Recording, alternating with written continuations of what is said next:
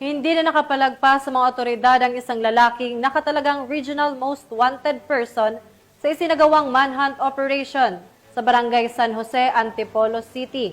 Ibabalita yan ni Patrolwoman Jevy Marie Famoso. Ang ika-4 sa provincial level most wanted person matapos ang ikinasang operasyon ng tracker team ng Antipolo Component City Police Station sa Barangay San Jose, Antipolo City. Kinilala ang suspect sa alias na Fredo, 43 anyos, residente ng naturang barangay. Inaresto siya sa bisa ng warrant of arrest para sa 3 bilang ng acts of lasciviousness na may kaugnayan sa Republic Act 7610 o Special Protection of Children Against Abuse, Exploitation and Discrimination Act.